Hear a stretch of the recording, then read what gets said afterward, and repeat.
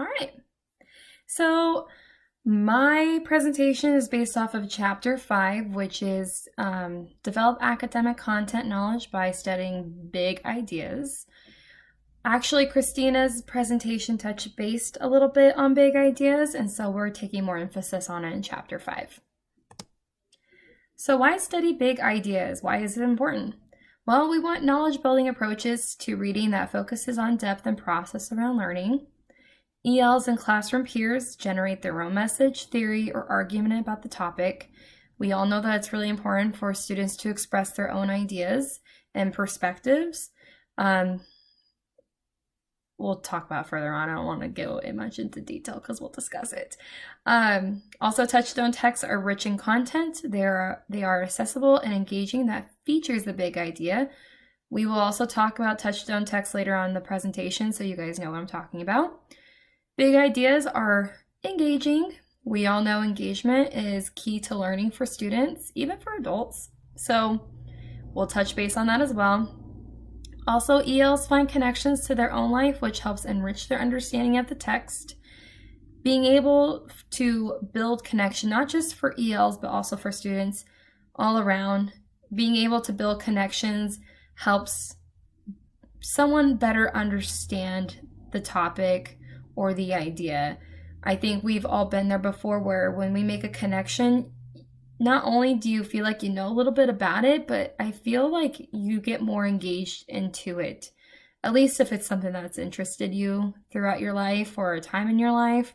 But again, it helps build connections and authenticity. So again, authenticity is important. It's raw, it's real. Big ideas are not revolved around fiction and fake news. So keep it authentic, keep it raw, and keep it real. What makes an idea? Well, big. It's an idea that students and teachers can come back to and revisit again and again and again. For example, second grade, you may talk about bees, why they're important, how do they help the environment. But when you go to high school, you're going to talk more about the anatomy of the bee, what makes the bee, what parts of the bee help it create and make honey. You know, you talk about that subject throughout school, so you build from the bottom and you progressively learn more and more and more about it. But also, it's an idea that enables ELs to study from different perspectives and look at the idea at different angles. This is for learning and engagement. We've done an activity in Hannah Rives' class where we had to take a different standpoint or viewpoint. We had to express our opinion, but we had to look at another person's opinion and find a way to agree with it so we can have better understanding. But again, we can still also disagree, but we agree and we disagree. So it's important to have different perspectives to see how others are thinking, and this is really important with big ideas.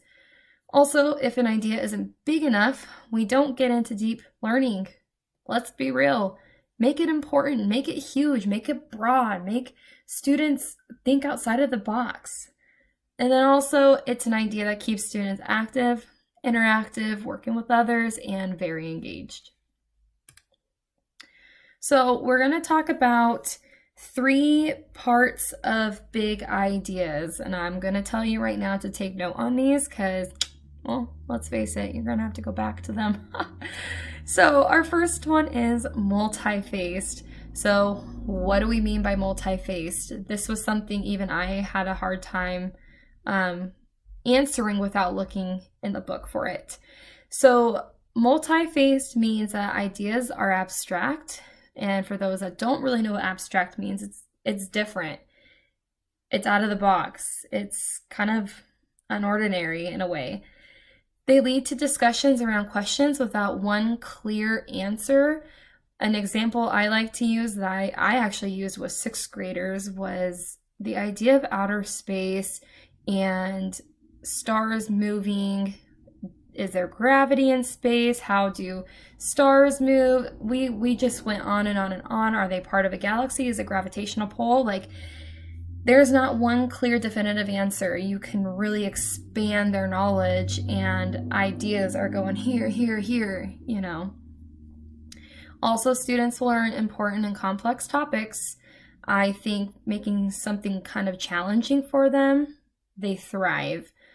I like being challenged. Maybe not all students like to be challenged, but when they work in the groups and as teams, I personally believe it really encourages and kind of brings out something in students that they didn't realize that they probably had.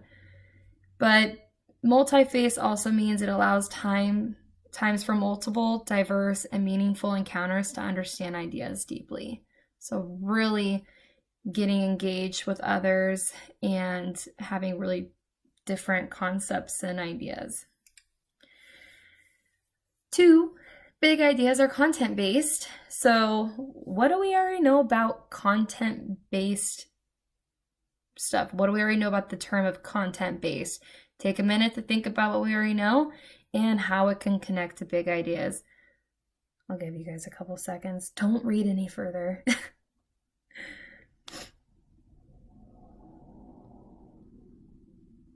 All right. You probably read further, but we're going to move on. So content-based means they are ideas that are explored through science, engineering, social studies, and the arts. Students return to aspects of these ideas through schooling, similar to what we talked about earlier. These also help support their learning for years to come for ELLs and also for just English speakers or anybody, honestly. And an example that they had in the book was forces that make things move, kind of similar to, for me, like gravitation, or gravity. It can really go in a lot of different directions. And 3rd, last but not least, big ideas are engaging. I cannot emphasize enough how much engagement is for student learning, for students' depth of knowledge, all of it. So what do we mean? I think a lot of us can find this being self-explanatory, but we'll go into detail about it in regards to the big ideas. So they're ideas that tap into students' desires to be a part of and understand the many worlds beyond school. How many of you were in school and you're just learning a general topic that was, provided from the curriculum, and you just kind of sat there and like, oh, this is just basic schoolwork that we have to do. This sucks. Me. I'm sure a lot of us can relate. So when you have an idea that goes outside of the school's curriculum, it's just, wow, that's really out there. This world is a lot bigger than we realize. Also, it's relevant to ELs' interest and experiences. It provides ELs with the opportunity to experience the excitement of beginning to understand that there's something bigger than themselves. This goes for everybody.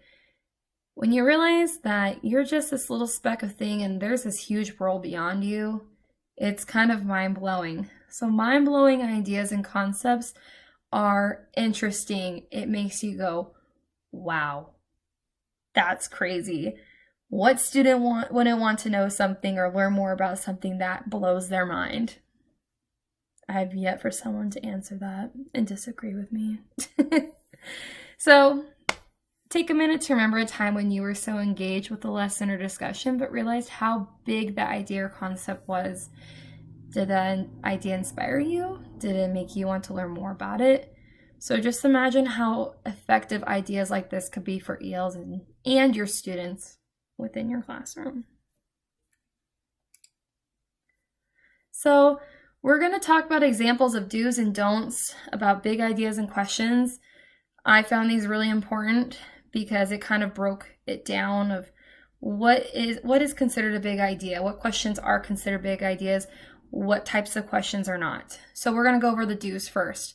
So remember the 3 parts that build up a big idea. They have to be multi-faced, they have to be content-based, and they are engaging.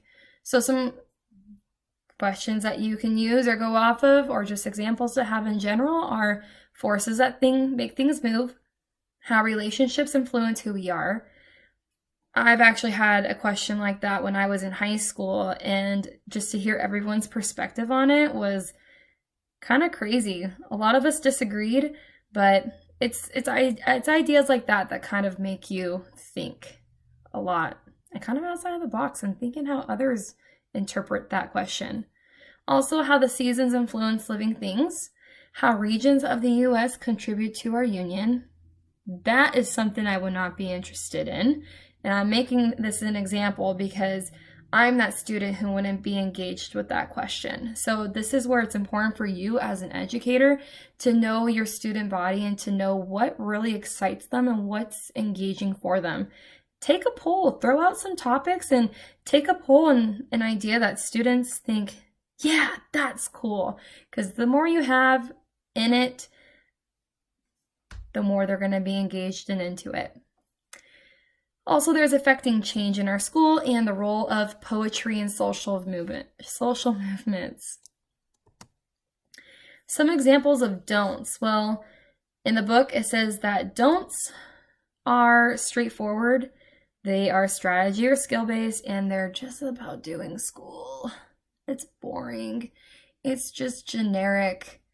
So examples are cause and effect, which a lot of us have done in school. I think it's important to know cause and effect. It's a big, important key role in learning about reading and the comprehension, but still, for big ideas, it's not a good idea. Valentine's Day, what you did over your summer vacation, the 50 states, persuasive essays, and different types of poems. If you notice the difference between the do's and the don'ts, the examples, the don'ts, you get the one answer and that's it. What did you do over summer vacation? Oh, I went to Silverwood and I swam. And that's it. You can broaden that, but you would have to ask in a different way. But it's just generic, one answer. It's nothing that's mind-blowing. Okay? All right, on to touchstone text. I said that we were going to touch base on this later on in the presentation, and here we are. So what are touchstone texts? Well, they are texts that support our purpose. They are content-based, like we said earlier, and they promote deep thinking, discussions, and learning around the instructional cycle's big idea. Boom. It's going to be big, and touchstone texts are really important. We'll go into more depth as to why. But what are some examples first? And these are informational texts. They are nonfiction. You will not be using fictional books just because it's supposed to be real. It's supposed to be authentic, raw, and real, like we said earlier. You need to be mindful, though, that informational texts have a variety of genres. So you need to specify and crack it down to one so students can focus on that one idea. But you can use topics such as science, engineering, history, social issues, arts. They did say that some informational texts can be founded in magazines or newspaper articles since they're a little bit shorter, but you do need to be mindful of the credibility. Is it real or is it just...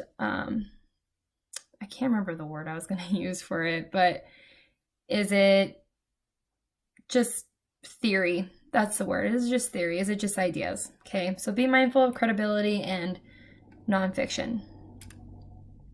How long should the text be? Well, touchstone texts are generally brief or short. They should be easy to reread and revisit, but contain really deep exploration. Short text helps the overwhelming feeling ELs get when introduced to a long piece of text. We all, I think, can relate to this, unless you're just a reader and you just love to read. That's great, you know.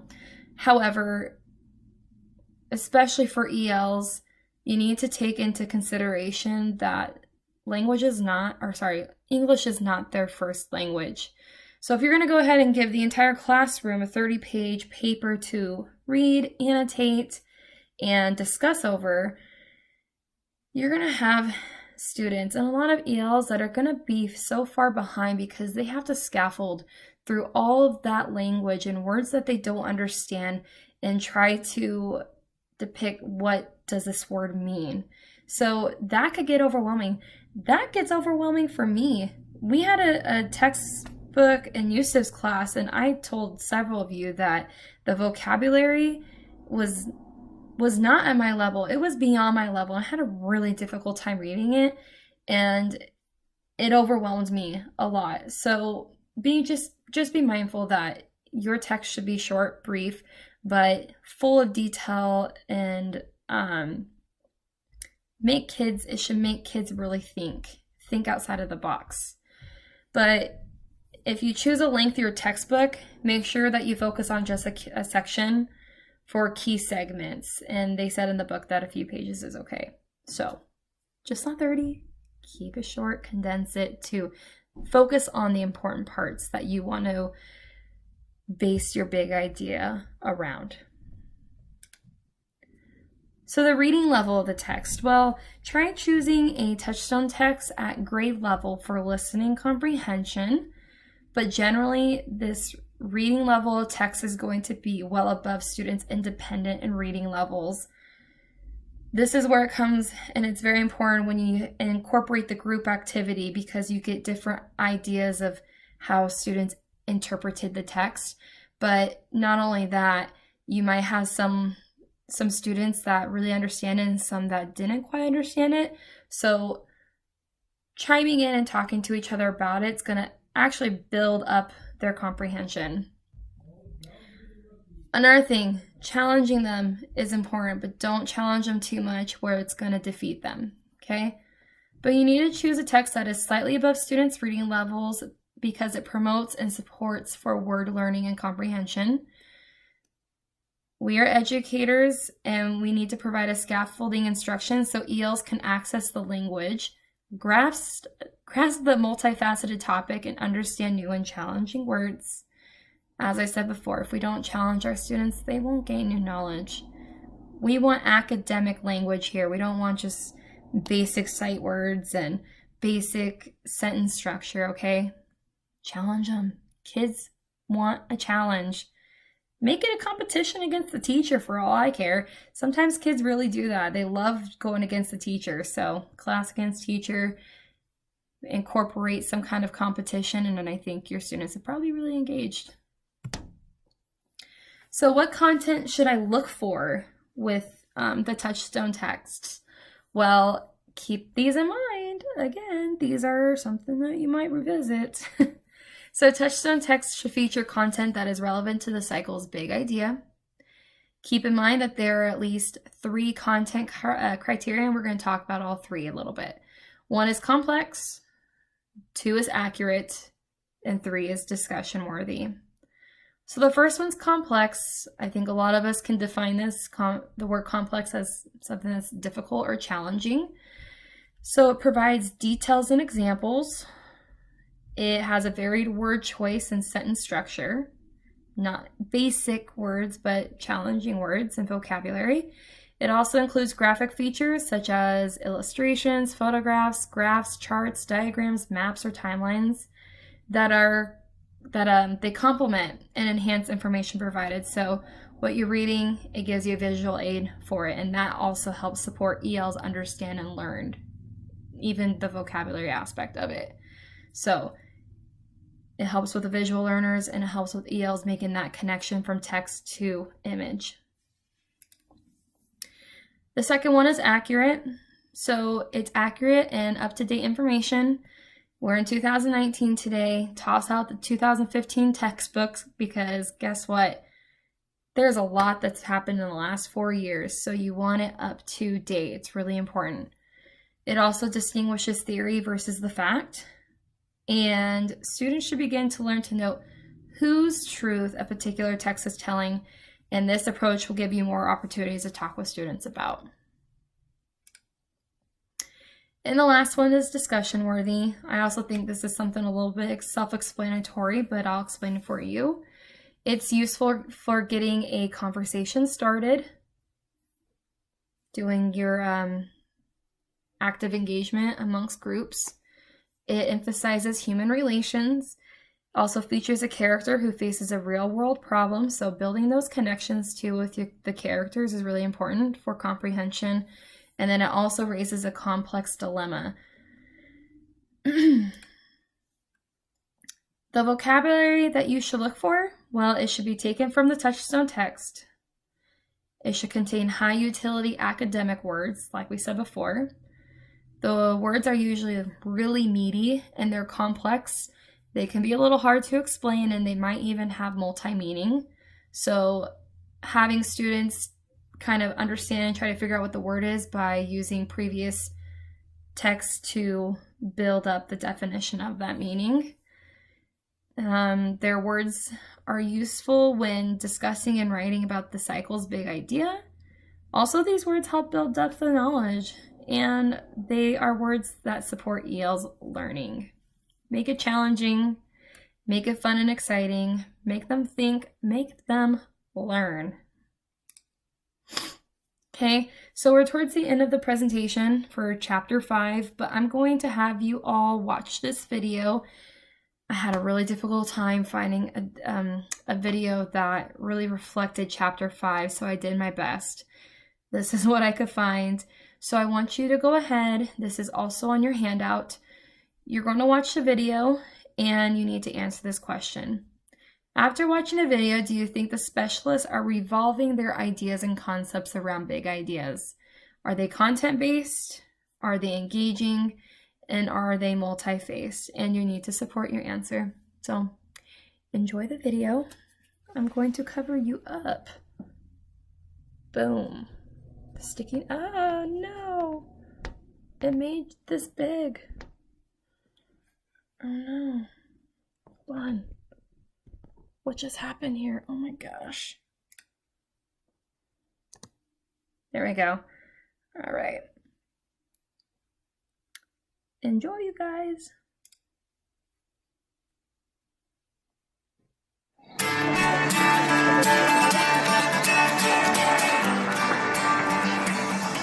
I wonder why the sky is blue. I wonder why birds migrate south for the winter. I wonder why cardinals are red. I wonder how trees have leaves on them. If Socrates is right and wisdom begins with wonder, then kids are born to be great thinkers.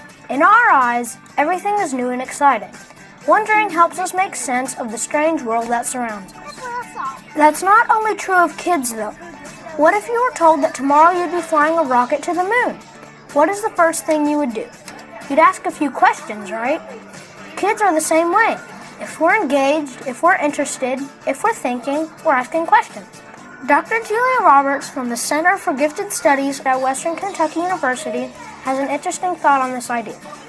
A child who is thinking about an activity as well as engaging in the activity will probably be asking questions. There will be some follow-up. They won't just be doing it. Little learners begin to wonder long before they have the language to ask questions aloud. Look at this little guy. I'm not sure what he's thinking, but I can tell he's curious. At first glance, you might think, oh, he's just playing. But that's the thing. We learn best through play. He's engaged, he's focused, he's curious. That lets you know he's thinking. And if he's thinking, he's wondering. He just might not know the words to ask the questions yet. Nancy Houston is a literacy consultant from the Green River Regional Educational Cooperative. She has a tip for parents about how to help little learners ask good questions. You need to give them the language to ask the questions. So instead of saying, do you have a question? You might say, what are you wondering about this? I'm wondering this. What are you wondering? Give them the beginning of a question so that it's not a chore to come up with the question. So give them a stem, if you will, like, what are you wondering?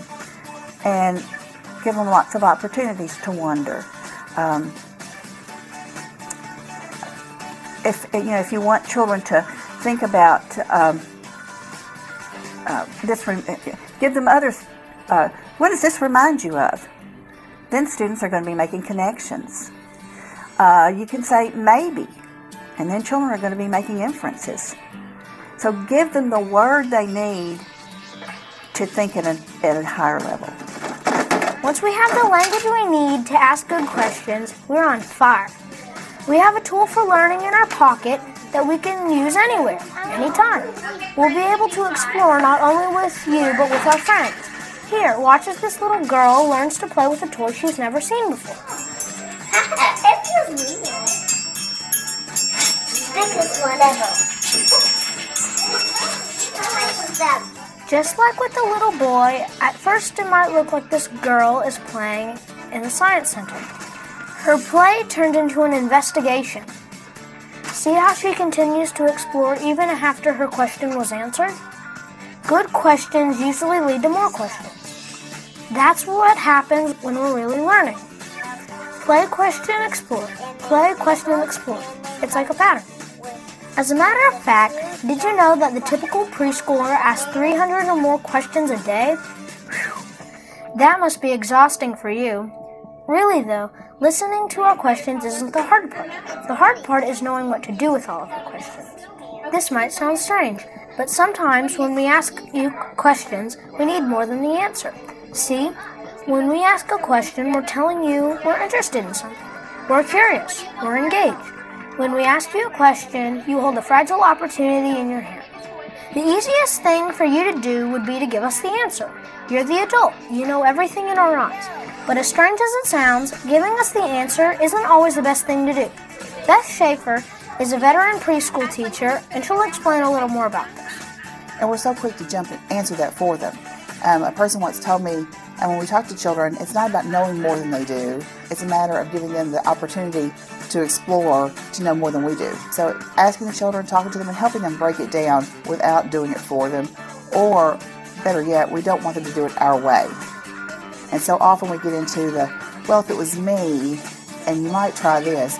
We have a world of experience to base that on.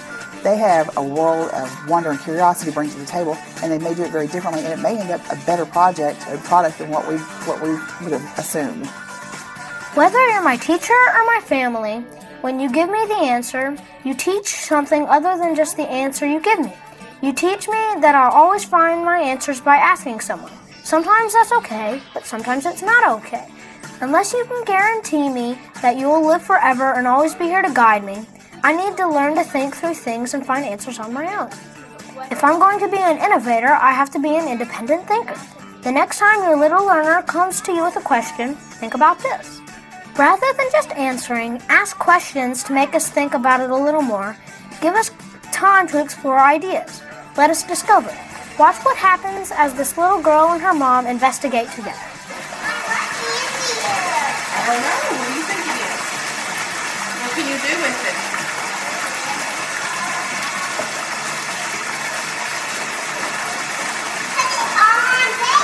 Okay, now what will happen when you put the water in?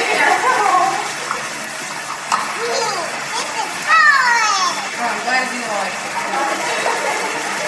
What are you going to use the fish for? Giving him a bath? That little girl is right.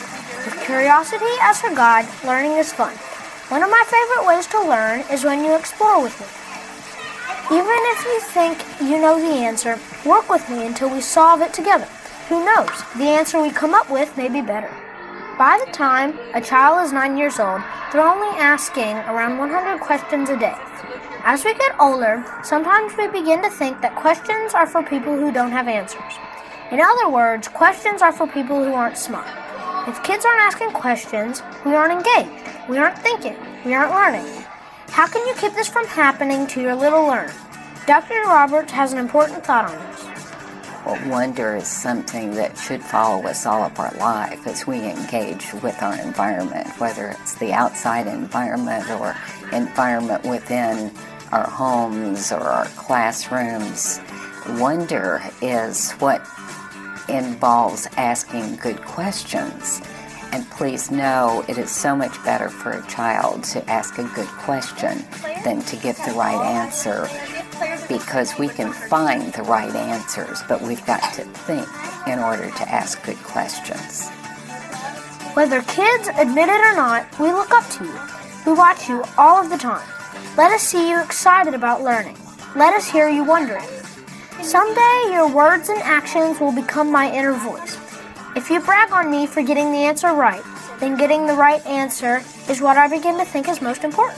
But if you brag on me for wondering, if you mock of being curious, then I'll believe curiosity is what's most important. I need you to show me that learning lasts a lifetime. Remember, with each question your little learner asks, you have been given a fragile opportunity to teach us a lifelong skill. Curiosity sparks a fire in our mind. You can either kindle the flame or blow it out. Hey, does it look exactly like a frog face?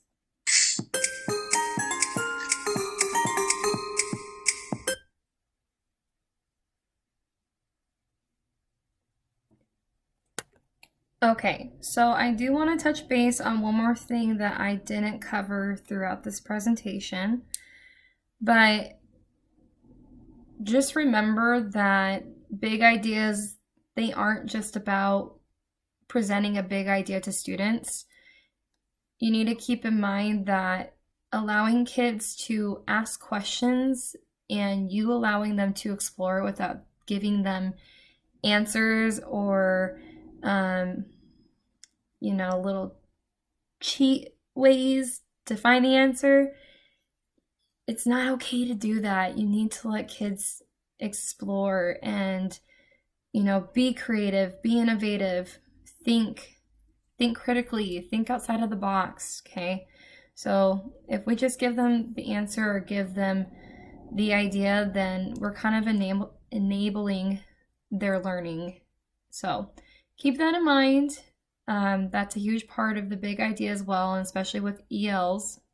So I hope you guys enjoy the presentation. I hope this video helped you make a little bit more sense of Chapter 5, and enjoy doing your handout. All right, and away we go.